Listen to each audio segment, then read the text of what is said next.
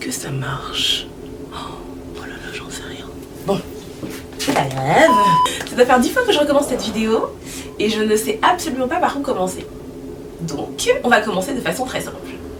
Bonjour à tous, je m'appelle Anne-Jennifer, j'ai 30 ans et l'année dernière, alors qu'on était en plein confinement, que c'était le Covid, que toutes les personnes qui étaient en CDI s'accrochaient désespérément à leur CDI, j'ai décidé de tout plaquer, de quitter mon job et de lancer ma boîte. Congratulations! Est-ce que c'est la meilleure période pour lancer sa boîte? Je n'en suis pas sûre, mais en tout cas c'est la période que j'ai choisie pour le faire et franchement, un an plus tard, je regrette pas, donc finalement je me dis que c'était pas une si mauvaise idée. Mon projet, je vais pas vous en dire beaucoup plus, c'est pas le sujet de la vidéo. Si ça vous intéresse, je vous mets toutes les informations en barre d'infos, ce sera l'objet d'une autre vidéo et vous aurez l'occasion de suivre du coup ce fameux projet mystère pendant toutes ces prochaines semaines, mois, années, je ne sais pas trop où est-ce que je vais avec cette chaîne, mais on verra bien. Je vais surtout vous expliquer, 1, pourquoi je me suis lancée dans la création de cette chaîne YouTube, et 2, vous parler des incubateurs et plus particulièrement du programme d'accompagnement que j'ai fait qui s'appelle Les Audacieuses et qui est porté par l'incubateur La Ruche. Quand on se lance dans l'entrepreneuriat, on se pose plein de questions qu'on n'ose pas forcément poser. Des questions comme comment recruter un alternant, et quelles sont toutes les étapes de A à Z, ou je sais pas moi, comment déposer ses statuts. Enfin, c'est des questions vraiment à la con, mais c'est des questions auxquelles j'ai pas forcément eu les réponses tout de suite. Du coup, je me suis dit que j'allais créer cette chaîne YouTube pour partager mon expérience de l'entrepreneuriat, toutes les étapes que je traverse, tous les bourbiers administratifs dans lesquels je m'empêtre, toutes les victoires, tous les succès, mais également tous les échecs, tous les apprentissages que j'en tire. Bref, j'ai décidé de partager en toute transparence et en toute humilité mon aventure de l'entrepreneuriat. Thank you!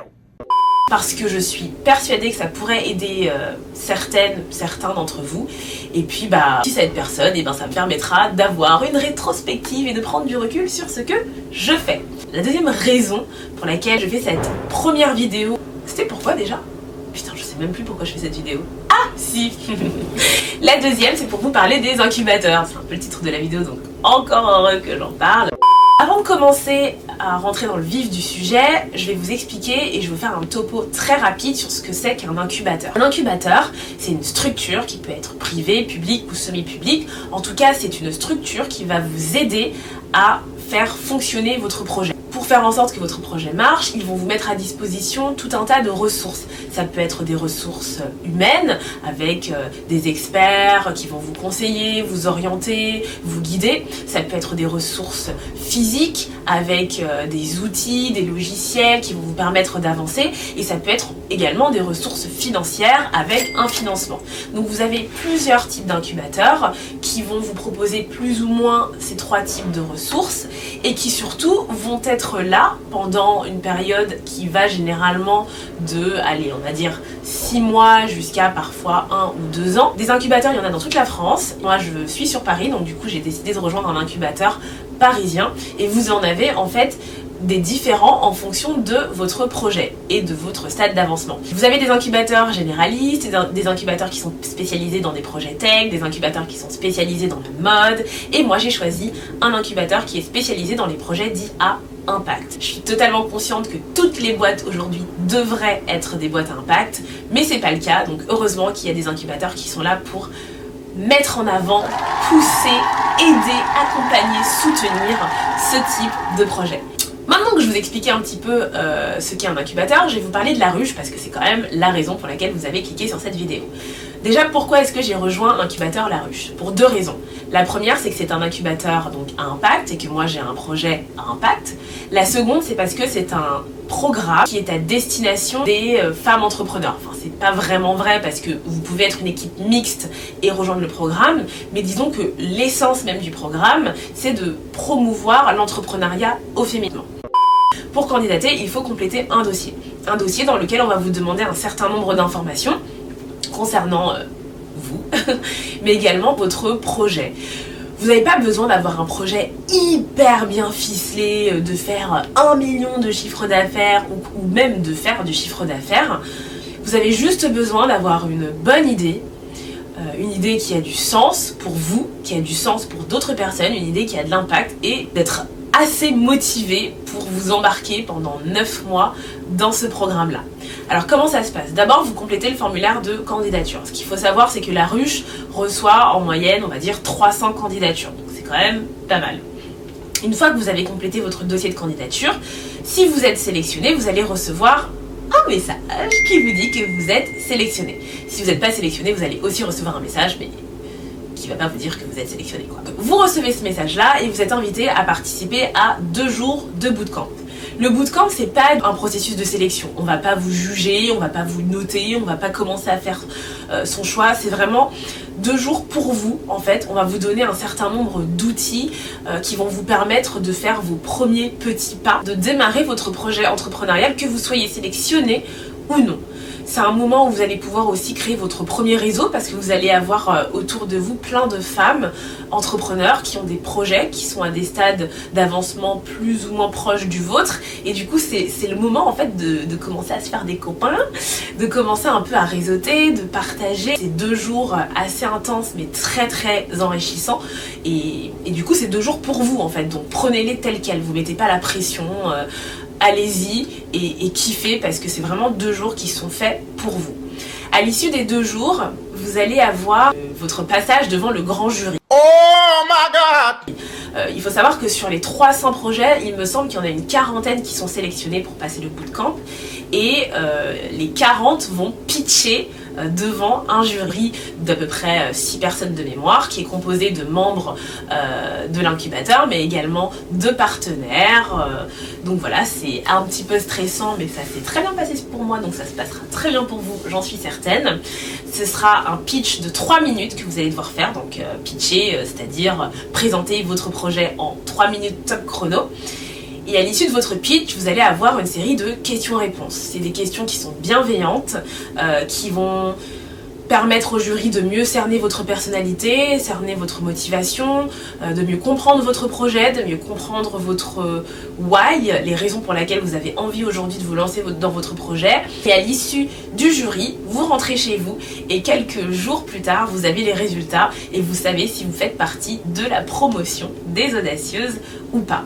Si vous ne faites pas partie de la promotion des audacieuses, n'hésitez pas à demander du feedback si on ne vous en donne pas. Normalement, il y a toujours un feedback, mais si jamais on ne vous en donne pas, demandez pourquoi vous n'êtes pas retenu. C'est toujours hyper constructif d'avoir du feedback parce que vous allez pouvoir avancer, adapter. Franchement, ça s'est vu des audacieuses qui sont dans une promo mais qui l'année précédente n'avaient pas été sélectionnées. Donc c'est pas parce que vous n'êtes pas sélectionné cette année que vous ne serez pas sélectionné l'année prochaine.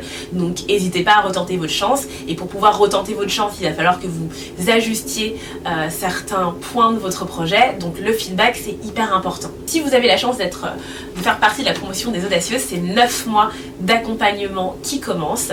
Ces 9 mois, en fait, ils sont structurés, on va dire, en 3 blocs. Enfin, moi, en tout cas, c'est comme ça que je l'ai ressenti. Il y a tout un bloc collectif. En fait, la promo, c'est hyper fort. Vous allez être une dizaine de femmes qui se lancent, qui ont à des stades d'avancement assez proches quand même.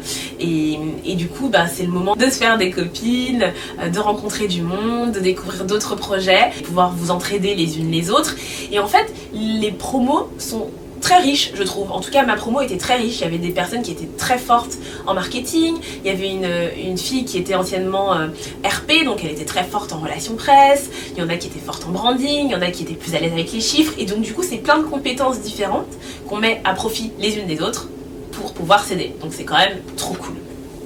Donc ça, c'est le bloc collectif, c'est vraiment cet aspect promo qui fait que vous avancez tout ensemble. C'est hyper fort parce que l'entrepreneuriat, en fait, c'est des montagnes russes. Des fois, ça va super bien, on est grave motivé. C'est un peu l'état dans lequel je suis actuellement quand je fais cette vidéo.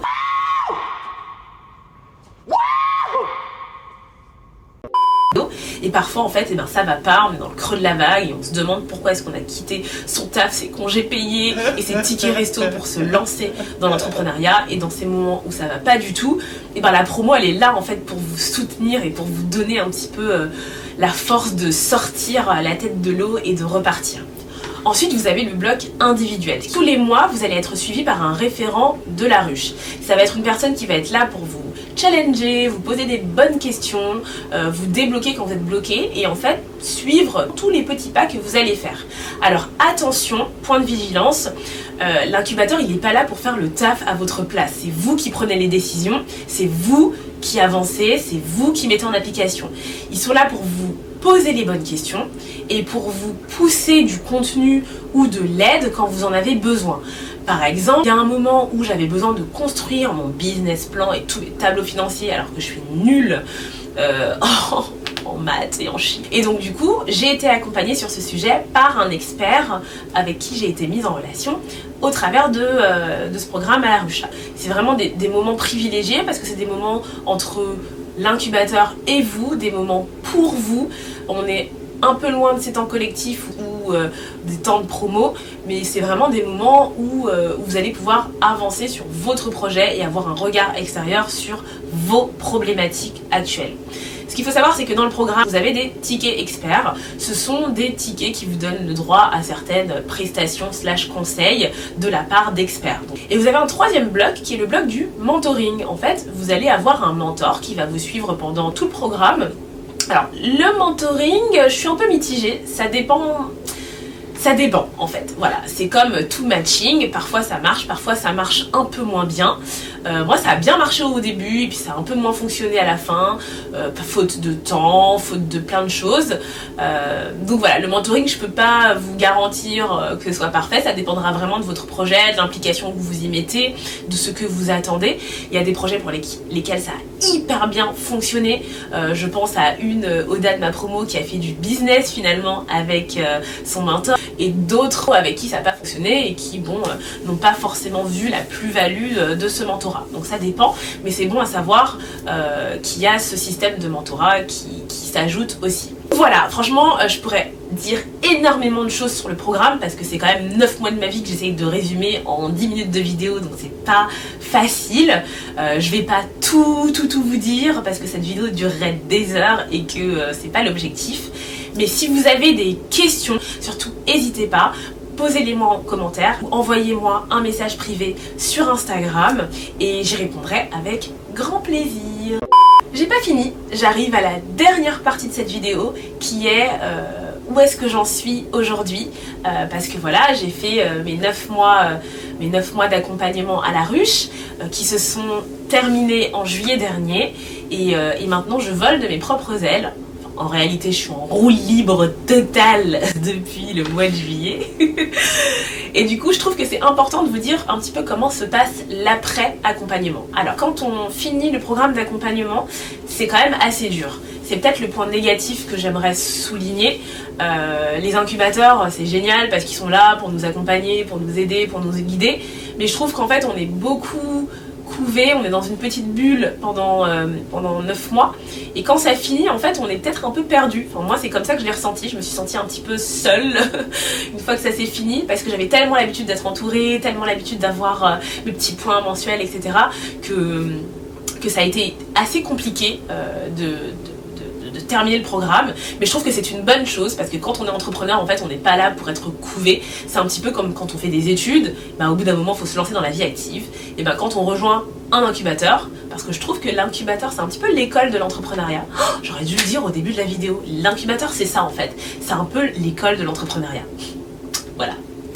Bref, quand on quitte l'incubateur, il faut pouvoir savoir voler de ses propres ailes et c'est ce que j'essaye de faire depuis le mois de juillet. J'ai eu un petit peu de mal au départ, mais là, ça va beaucoup mieux. Je pense que je vous ai dit pas mal de choses, donc je vais quand même mettre fin à cette vidéo pour qu'elle dure pas 20 heures. Si vous êtes intéressé par le programme des audacieuses, n'hésitez pas à candidater. Moi, je vous ai mis le lien en barre d'infos. Vous avez jusqu'au 5 octobre. Si vous avez des questions, n'hésitez pas. J'insiste lourdement sur ça, mais moi, j'ai pas osé et j'aurais bien aimé qu'une personne me dise mais ose. Donc franchement, si vous avez des questions, n'hésitez pas. Si la vidéo vous a plu et que vous avez appris des choses, n'hésitez pas à mettre un petit pouce. C'est le petit moment youtubeuse. Non, plus sérieusement, ça m'encourage et en plus ça aide la chaîne à remonter. Si vous connaissez des personnes qui pourraient être intéressées par le contenu de cette vidéo, n'hésitez pas à la partager. Et puis je vous retrouve mardi pour une nouvelle vidéo. En attendant, prenez soin de vous. Salut!